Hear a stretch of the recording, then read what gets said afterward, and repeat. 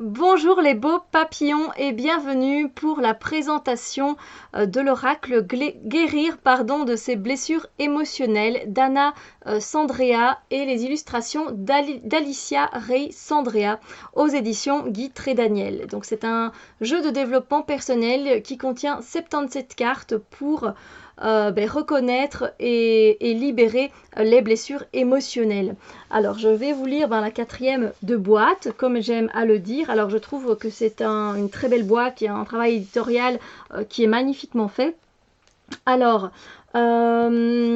directement, je vous lis sur quoi va porter, on l'a quand même bien compris avec le titre, mais avec un peu plus d'explication, va porter cet oracle. Colère, tristesse, mal-être, il arrive parfois que des émotions négatives nous envahissent sans que l'on comprenne pourquoi. Ces sentiments sont les conséquences de nos blessures d'enfance.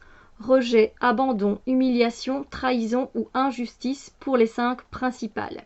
Ce coffret a été conçu pour vous aider à reconnaître les blessures qui vous empêchent de vivre pleinement, à en comprendre les conséquences dans votre vie actuelle, pourquoi elles vous affectent tant et surtout, vous aurez un ensemble d'outils pour les guérir afin de vous reconnecter à votre être véritable. Vous découvrirez ainsi 14 cartes exercices pour suivre étape par étape le processus complet de guérison de vos blessures et les 63 cartes ressources qui contiennent chacune un message qui vient à vous à travers une image, une phrase et qui vous touchera de manière unique car votre propre histoire imprégnera les cartes de façon totalement singulière. Laissez votre enfant intérieur jouer au jeu de la guérison. Donc Anna Sandrea est une thérapeute et une coach intuitive. C'est également l'auteur du livre Guérir de ses blessures émotionnelles qui a été publié donc chez Guy Trédaniel également si ça vous intéresse. Et ici, elle souhaitait en fait poursuivre ce travail de guérison, mais de manière plus instinctive, plus visuelle, plus spirituelle. Et c'est donc sa fille qui est l'artiste de ces magnifiques illustrations. Et je les trouve vraiment très belles. Donc on a une boîte, une belle boîte. On a le livret et on a les cartes dans un beau pochon doré. Voilà, voilà. Alors, on va commencer, comme d'habitude, par le livret. Le livret qui est très bien fait, vraiment.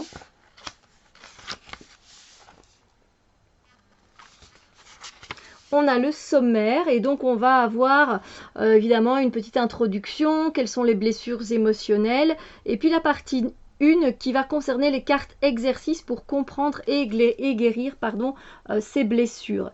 Et puis donc on aura la partie 2 qui sont les cartes ressources. C'est un jeu qui est très très bien fait, je trouve, et on a en fait un avant-propos d'Anna Sandrea qui nous explique comment elle a eu l'idée de créer ce jeu de cartes. Et en fait, il y avait plusieurs artistes qui auraient pu éventuellement l'intéresser pour faire ces cartes, mais qui avaient beaucoup de talent. Mais elle avait envie, ça correspondait pas vraiment avec ce qu'elle voulait pour ce jeu. Et donc elle a eu l'idée de demander à sa propre fille, donc Alicia, qui avait 15 ans à l'époque et qui aimait dessiner, de créer les cartes. Alors elle a eu un non catégorique au départ et puis de fil en aiguille, elle a pu avoir un oui et évidemment Anna Sandrea en était vraiment ravie. Et à partir de ce moment-là, donc c'est ce qu'elle nous explique, le projet a pris un tout autre sens pour elle. Elle dit que ça a été un chemin qui n'a pas été particulièrement toujours facile. Mais voilà, elle a bien compris que finalement, que ce soit autant pour elle que pour sa fille, ça a été quelque part une thérapie qui était très intéressante à faire et voilà, elle en est très heureuse. Et puis on a l'introduction qui vient du coup nous parler de ces 5 blessures de l'âme que vous avez sûrement déjà entendu parler avec Lise Bourbeau, parce que c'est quand même une des plus connues. En tout cas moi, quand on parle de guérir ses blessures émotionnelles, je pense directement à ce livre des 5 blessures qui empêchent d'être soi-même. de Lise Bourbeau. Et donc, elle le dit, hein, les 5 blessures, rejet, abandon, trahison, humiliation et injustice. Ça a été initialement mis en lumière par des travaux de recherche d'un psychiatre américain, John Pierrakos, qui lui-même s'était inspiré de Wilhelm Reich, un médecin, psychiatre et psychanalyste autrichien. Voilà. Et puis Lise Bourbeau a par la suite fait connaître ce concept à une plus grande échelle. Mais on va dire le pionnier, on va dire quelque part, c'est ce psychiatre Pierrakos américain qui a fait le lien très important entre les blessures intérieures et l'apparence humaine. Alors, ce sont, comme elle dit, des petits ou des grands traumatismes, des expériences difficiles, douloureuses parfois, qui ont été vécues entre la conception et l'âge de 6 ans environ, et qui ont laissé une forte empreinte, et qui, du coup, vous fait surréagir lorsqu'elles en réveillent certaines maintenant à l'heure actuelle. Et puis, elle explique les blessures, en fait, une par une. Donc ici, on a d'abord la blessure du rejet. Ensuite, la blessure de l'abandon, de l'humiliation, de la trahison, de l'injustice. Et c'est tout. Et voilà, comment ce jeu peut-il nous aider? Elle nous parle d'abord des 14 cartes exercices qui contiennent en fait différentes étapes au processus de guérison de soi. Et elle explique évidemment beaucoup plus ce qu'il en est dans son livre. Évidemment, si vous voulez quelque chose de plus complet, n'hésitez pas à vous procurer son livre. Et vous pourrez faire les exercices proposés par les cartes, mais selon vraiment votre envie du jour. Alors, le travail des blessures, bah comme elle dit, c'est vrai, c'est le travail d'une vie, je suis bien d'accord avec elle. Donc, elle nous invite à ne pas tomber dans le piège où on se dit j'ai déjà travaillé sur cette blessure-là, j'ai plus besoin de travailler maintenant dessus. Non, c'est quelque chose qu'on doit revenir travailler parce que oui, on aura travaillé d'une certaine manière à un certain moment et ça va nous faire beaucoup de bien, mais avec les expériences qu'on va continuer à avoir, la blessure peut se manifester encore d'une autre manière et donc on va devoir revenir dessus encore et encore. Ah oui, et oui. Et voilà, elle dit, si vous avez travaillé sur une blessure et vous sentez qu'elle est apaisée, voire libérée, évidemment, réjouissez-vous. Et en même temps, sachez que ce jeu vous attend pour de nouvelles aventures. Donc, on a encore des choses à aller travailler. Évidemment, elle nous invite à utiliser notre pouvoir créatif, évidemment, de l'être unique que nous sommes, bien sûr. Et puis, il y a les 63 cartes ressources. Et là, c'est plutôt un message que la carte va contenir, l'image qui va nous parler, un mot, une phrase, voilà, qui va venir nous toucher de manière unique, évidemment. Et ensuite, on passe directement à la partie 1, donc ce qui sont les cartes exercices pour comprendre et guérir les blessures. Voilà, et puis on a la première étape où elle nous explique un peu accepter sa responsabilité, reconnaître ses blessures. Bon, je ne vais pas toutes vous les dire, mais c'est très bien fait. C'est un livre qui est très bien fait, qui est très bien pensé. Par exemple, ici, toujours dans les cartes exercices, à un moment donné, on va parler de se connecter à ses émotions. Et ce que j'aime bien, c'est qu'elle a fait une grille d'émotions, si vous voulez, une liste. Et c'est très intéressant. Très bien fait. Et puis voilà, reconnaître et honorer ses besoins aussi, parce que entre envie et besoin, il y a un monde de différence. Donc là, encore une fois, c'est super. Donc, bien fait. Très intéressant, très riche quand même. Je trouve que même si c'est un livret et que vous pouvez vous procurer le livre, ça reste quand même bien expliqué. Et la partie 2, donc on a les cartes ressources et on va directement à la carte ressource numéro 1, l'intention, puis la décision, la permission, toujours expliqué de cette même manière. Et c'est pas non plus... voilà, il y a des choses à faire, il y a des questions qu'elle nous pose, donc c'est vraiment un jeu de travail de développement personnel, vraiment pour nous aider à guérir de certaines émotions. Et c'est très intéressant. Moi, je vous conseille aussi de vous munir d'un petit journal, hein, d'un carnet pour venir travailler sur ces blessures. Parce que c'est pas quelque chose qu'on fait comme ça à la volée, j'ai envie de dire. C'est quelque chose qui est à prendre quand même au sérieux et il faut prendre le temps qu'il faut, tout simplement, pour pouvoir travailler sur ces blessures. Et puis voilà, on termine le livret.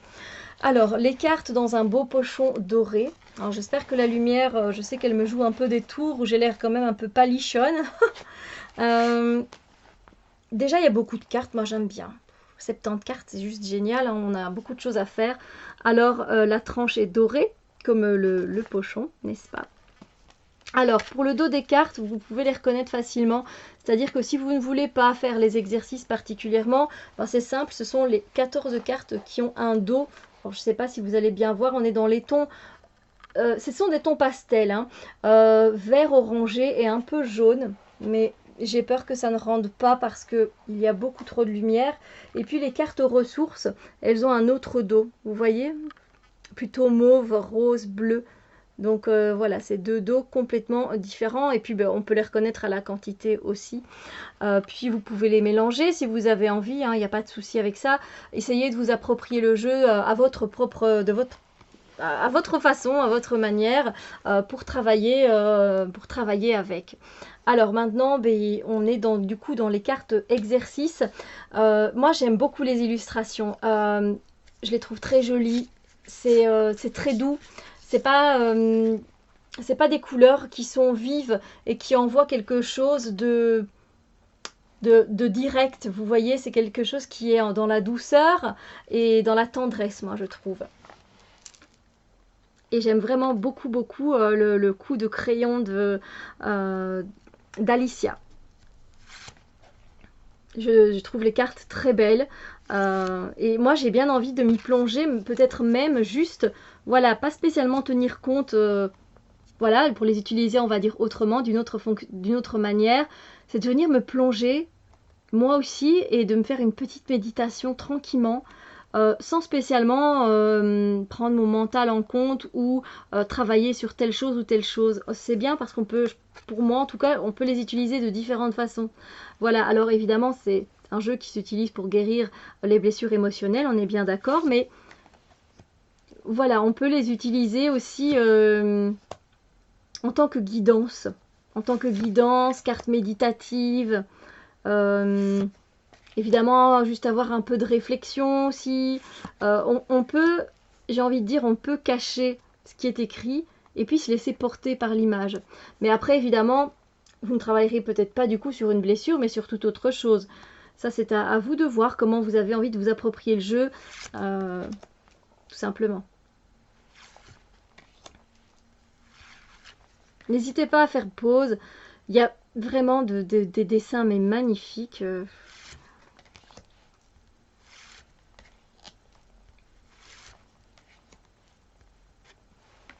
Et là maintenant on va passer aux cartes ressources.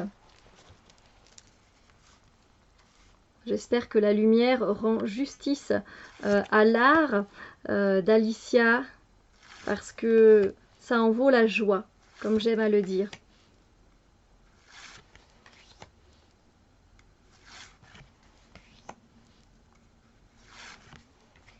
On a vraiment de quoi travailler, hein. Si vous cherchez un jeu où vous avez envie de passer un peu de temps avec vous-même, et je pense que l'automne et l'hiver sont des périodes très intéressantes pour faire cela, eh bien je pense que c'est le jeu adéquat. Alors vous n'êtes pas obligé de passer, j'ai envie de dire, des heures sur une carte. Si vous faites par exemple du journaling, donc vous allez prendre un journal et écrire, par exemple, voilà, on est sur le fait de traverser, peut-être d'y aller, de s'autoriser, de se donner la permission de traverser nos émotions et nos ressentis dès maintenant. Et puis de noter tout ce qui nous vient. Mais vous n'êtes pas obligé de rester des heures et des heures... Voilà, vous pouvez juste prendre le livret, voir un peu ce qu'il en est. Vous pouvez laisser un peu flotter ça en vous et puis partir et faire votre travail, faire ce que vous avez à faire et puis peut-être y revenir. Vous voyez, voilà, c'est pas non plus... Les jeux de développement personnel ne sont pas des instruments de torture. Et je pense qu'il faut tenir aussi compte de ça, parce que c'est vrai qu'on se dit, ouais, ok, c'est un jeu de développement personnel, mais du coup, je vais devoir travailler sur moi-même. J'ai pas envie d'aller voir mes peurs, j'ai pas envie de me confronter à elles, j'ai pas envie d'aller voir voilà, ce côté sombre en moi. Particulièrement, ou en tout cas, j'ai pas envie d'aller gratter trop loin pour pas me faire mal en fait, mais on n'en est pas là. Vous pouvez prendre ce jeu et tous les autres, hein, évidemment, de façon de façon douce. Ces jeux de développement personnel ne sont pas là pour vous flageller, hein. Ne les utilisez pas comme ça, surtout pas. Bien sûr, il y a des choses à travailler, mais étape par étape, à son rythme. Écoutez-vous, écoutez-vous. C'est très important. Mais effectivement, c'est un oracle qui est fait pour travailler sur soi et sur ses émotions. Voilà, pour les guérir, pour aller plus loin, pour pouvoir avancer, pour pouvoir se sortir de certains schémas qui peuvent être des fois répétitifs.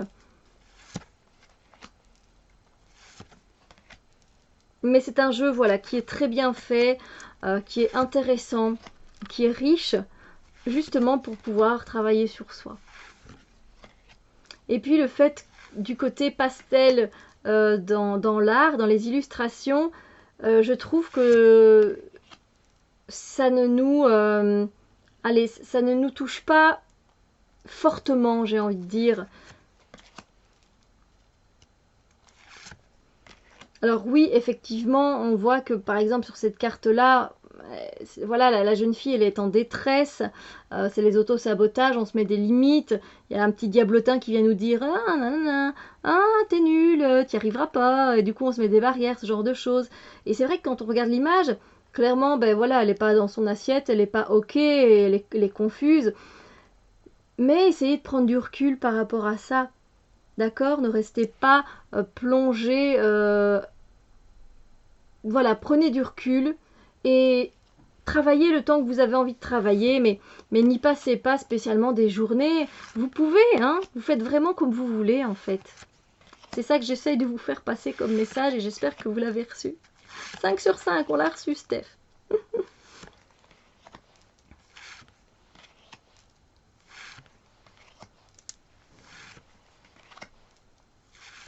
Ça, je trouvais que c'était une bonne idée, les répétitions avec l'escalier comme ça. Vous voyez, quand on monte un étage, 2 étages, 3 étages, on se dit, mais j'ai l'impression de monter les mêmes escaliers depuis tantôt. Et avec les répétitions, les schémas répétitifs, ben c'est pareil.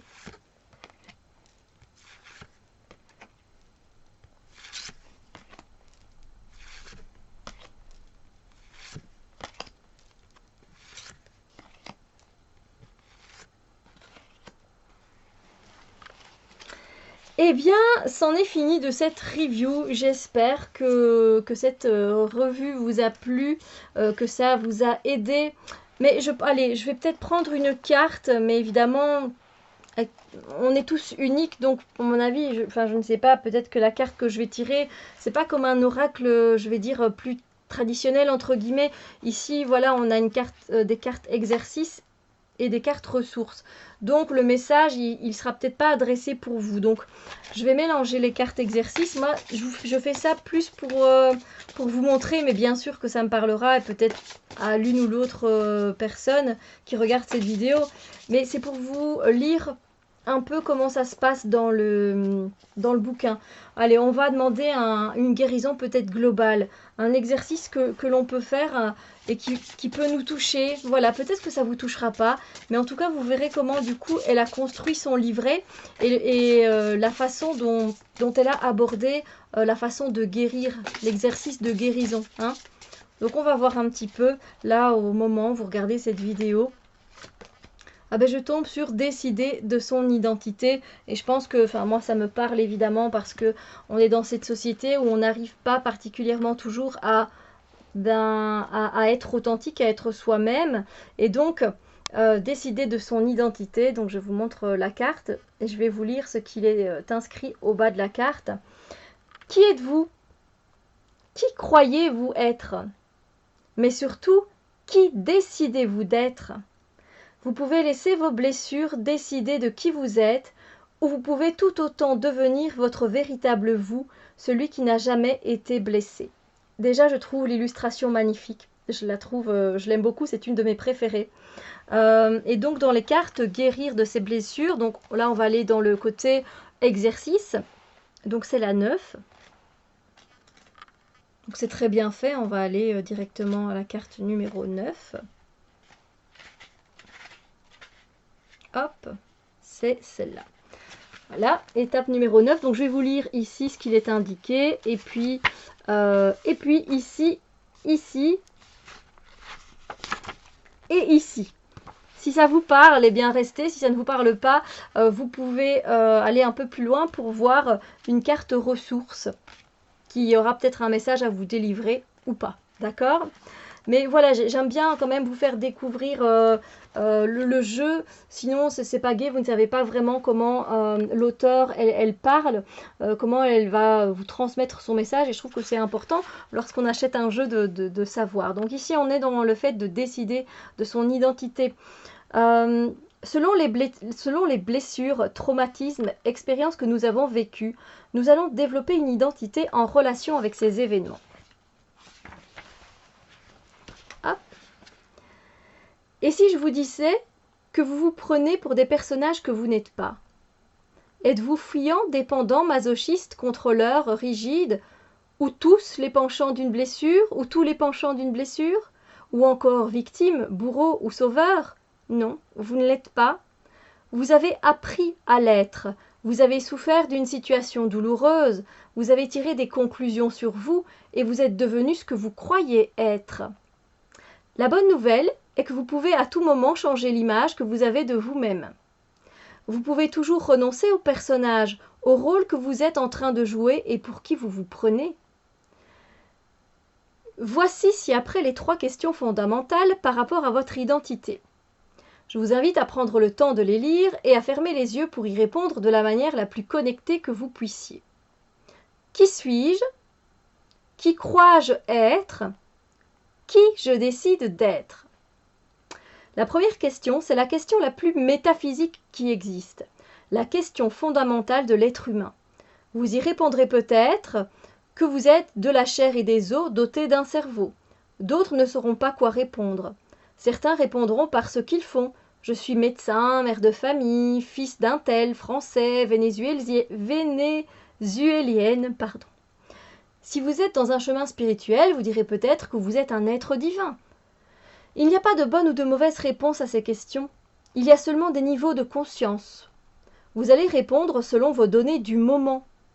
Si c'était à moi de répondre, je dirais que je suis un être divin, la conscience en train de devenir consciente d'elle-même, que je suis la vie, une potentialité.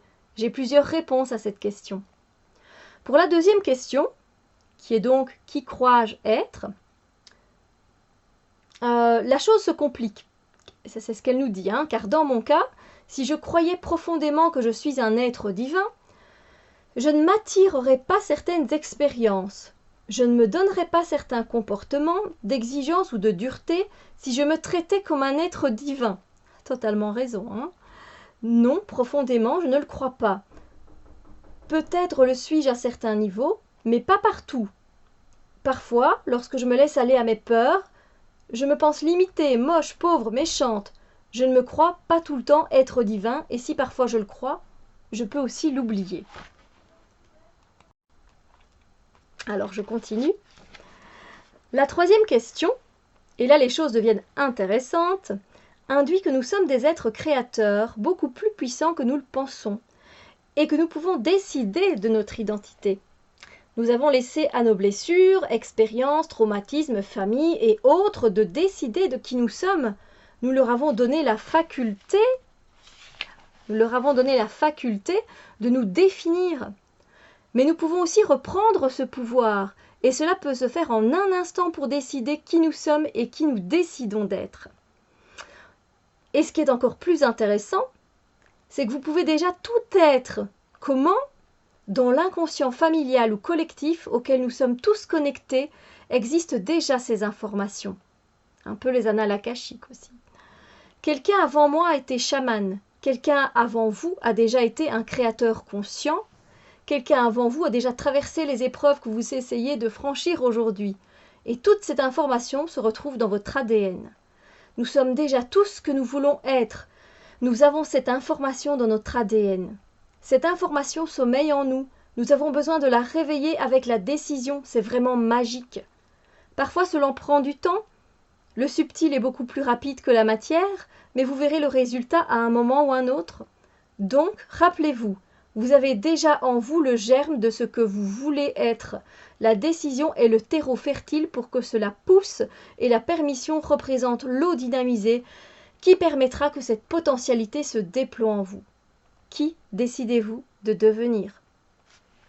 Donc voilà, vous avez une idée de ce que l'auteur vous fait passer comme message et je trouve ça extrêmement intéressant, vraiment. Alors on va aller maintenant, on va prendre une carte ressources pour le moment là que l'on vit, hein, pour les moments que l'on vit, par rapport effectivement à une blessure qui nous a été causée. Mais c'est une ressource, donc c'est quelque chose sur lequel on va pouvoir s'appuyer, qui va pouvoir nous aider. Alors peut-être que ça va être en lien avec le fait de décider son identité. Hein? On va demander d'ailleurs que ce soit en lien avec ça. Quelle est la ressource qui va pouvoir nous aider pour du coup décider qui on veut être vraiment? C'est super intéressant. Bon, alors là, il y en a deux qui sont sortis, donc je ne vais pas les prendre.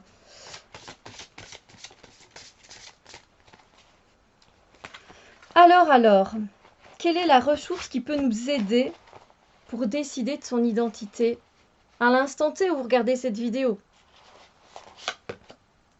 On nous parle d'injustice, donc il y a quelque chose qui va pouvoir nous aider, mais qui est relié à l'injustice. Et du coup, qu'est-ce qu'elle nous dit par rapport à cette identité? Je suis parfait dans mes imperfections et je m'accepte profondément ainsi. Intéressant. On va aller voir ce que nous dit le livret, du coup, carte 41.